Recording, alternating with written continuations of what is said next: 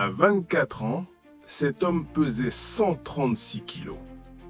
Il travaillait comme exterminateur de cafards. Il se détestait profondément. Quelques années plus tard, il est devenu l'un des hommes les plus durs de la planète. Navy SEAL, ultra-marathonien, recordman du monde de traction. Ce que David Goggins a fait pour y arriver, la plupart des gens ne seraient même pas prêts à l'envisager. Aujourd'hui, je vais te raconter une transformation qui ne repose ni sur le talent, ni sur la chance, ni sur la génétique. Elle repose sur une décision violente, une décision répétée chaque jour. Et à la fin de cette vidéo, tu ne pourras plus te regarder de la même manière.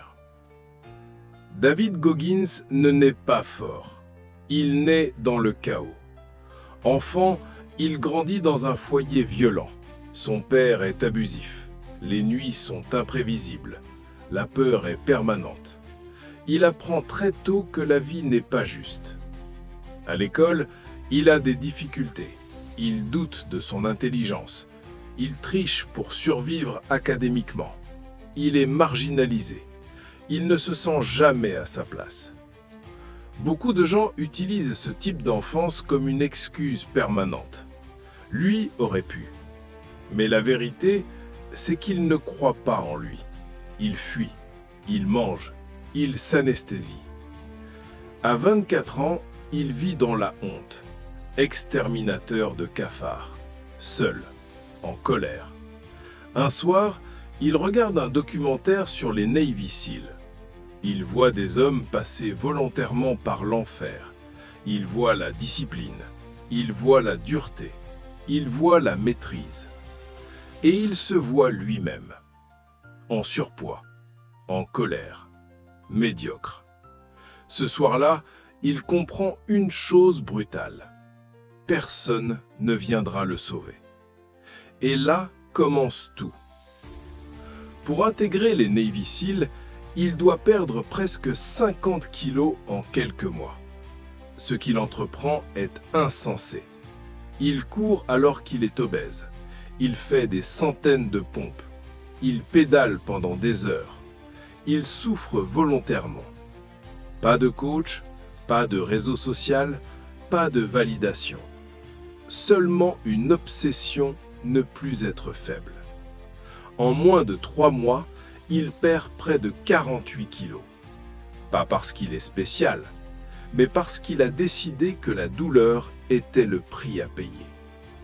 Voilà la première grande leçon. La douleur n'est pas l'ennemi. L'inaction l'est. Il entre ensuite dans le programme des Navy SEAL, et c'est l'enfer. La Hell Week est conçue pour te briser. Manque de sommeil, froid extrême, épuisement total. Beaucoup abandonnent en quelques jours. Goggins échoue. Puis, il revient. Il échoue encore. Il revient encore. 3 tentatives. Fracture, pneumonie, blessure grave. Mais il refuse d'être celui qui abandonne. C'est là qu'il développe une philosophie célèbre, la règle des 40%. Quand ton cerveau te dit que tu es fini, tu n'es qu'à 40% de ton potentiel. Réfléchis à ça.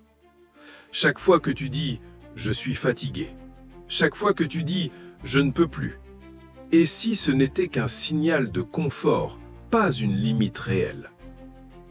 Aujourd'hui, après les Navy SEAL, la plupart des gens se reposeraient sur leur statut. Non, pas lui. Il se lance dans les ultramarathons, des courses de 100 miles, 160 km, sans préparation classique. Lors d'une de ses premières courses, il finit avec les pieds détruits, des fractures de stress, les reins proches de l'échec. Il urine du sang. Mais il termine. Pourquoi ?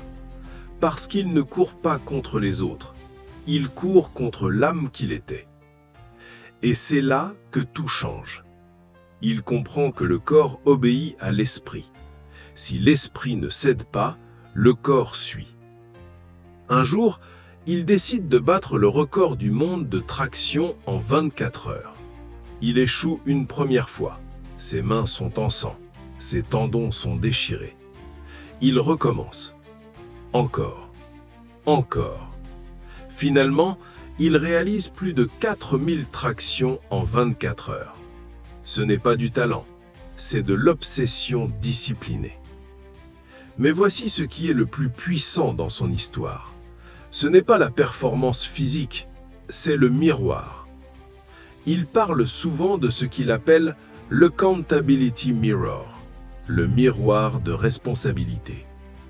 Chaque jour, il écrivait sur son miroir ses faiblesses. En surpoids, paresseux, menteur, médiocre. Il se confrontait à la vérité, sans filtre, sans excuse, sans victime. Parce que la transformation commence quand tu arrêtes de te mentir. Alors, maintenant, je vais te poser une question inconfortable. Si tu écrivais la vérité sur ton miroir aujourd'hui, qu'est-ce que tu verrais? Où choisis-tu le confort? Où abandonnes-tu trop tôt? Où racontes-tu une histoire pour justifier ton inaction? La mentalité gagnante n'est pas un slogan, ce n'est pas une citation Instagram, ce n'est pas une motivation temporaire, c'est une identité. C'est faire ce que les autres refusent de faire, c'est continuer quand c'est ennuyeux, c'est travailler quand personne ne regarde, c'est recommencer quand tout le monde pense que c'est fini. David Goggins n'est pas né exceptionnel. Il était brisé, il était en colère, il était perdu. La seule différence entre lui et la majorité des gens, il a décidé de ne plus être cette version-là. Et il a répété cette décision chaque jour.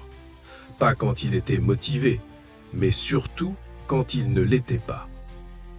Sur Mentalité gagnante, nous ne cherchons pas le confort, nous cherchons l'expansion. Tu n'as pas besoin de courir 160 km, mais tu dois identifier ton 160 km. Le projet que tu repousses, la discipline que tu évites, la conversation que tu fuis, l'effort que tu négocies. C'est là que ta grossissement se trouve. 136 kilos, exterminateur de cafards, puis l'homme le plus dur de la planète. La seule différence, une décision, répétée chaque jour. Alors maintenant, la question est simple. Vas-tu rester à 40% ou vas-tu découvrir ce qu'il y a au-delà? Si cette histoire t'a parlé, laisse un like.